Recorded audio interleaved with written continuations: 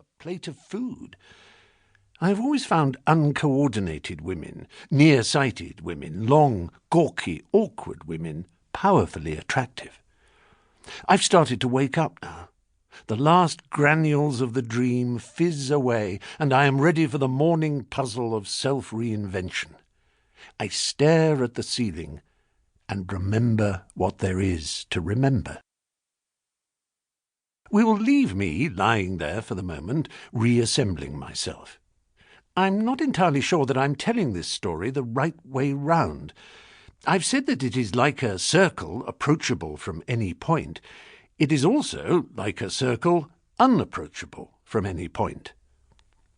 History is my business. What a way to start. History isn't my business at all. I managed at least to stop myself from describing history as my trade, for which I reckon I can award myself some points.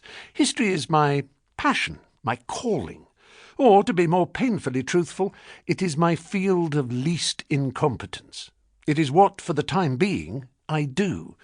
Had I the patience and the discipline, I should have chosen literature. But while I can read Middlemarch and the Dunciad, or, I don't know, Julian Barnes or J. McInerney, say, as happily as anyone, I have this little region missing in my brain, that extra lobe that literature students possess as a matter of course, the lobe that allows them the detachment and the nerve to talk about books, texts, they will say, as others might talk about the composition of a treaty or the structure of a cell. I can remember at school how we would read together in class an ode by Keats, a Shakespeare sonnet, or a chapter of Animal Farm. I would tingle inside and want to sob, just at the words, at nothing more than the simple progression of sounds.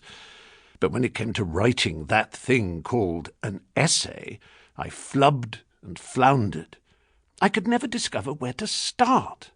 How do you find the distance and the cool to write in an academically approved style about something that makes you spin, wobble, and weep?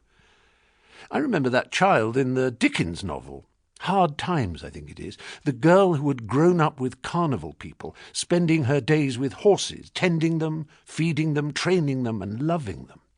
There's a scene where Gradgrind, it is Hard Times, I've just looked it up, is showing off his school to a visitor and asks this girl to define horse. And of course the poor scrap dries up completely, just stutters and fumbles and stares hopelessly in front of her like a mong. "Girl number 20, unable to define a horse," Gradgrind says, and turns with a great sneer to the smart little weasel Bitzer, a cocksure street kid who's probably never dared so much as pat a horse in his life. Gets a kick out of throwing stones at them, I expect. This little runt stands up with a smirk and comes out pat with "quadruped, graminivorous, 40 teeth," and so on, to wild applause and admiration. "Now, girl number 20, you know what a horse is," says Gradgrind.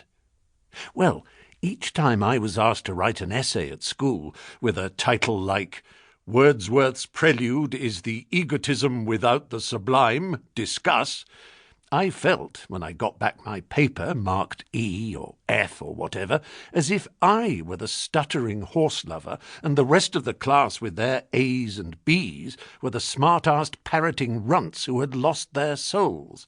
You could only write successfully about books and poems and plays if you didn't care, really care about them. Hysterical schoolboy wank, for sure, an attitude compounded of nothing but egotism, vanity, and cowardice. But how deeply felt!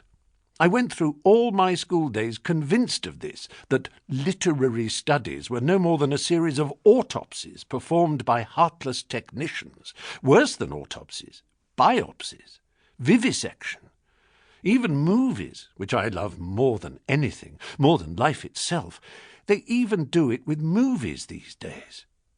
You can't talk about movies now without a methodology. Once they start offering courses, you know the field is dead. History, I found, was safer ground for me. I didn't love Rasputin or Talleyrand or Charles V or Kaiser Bill.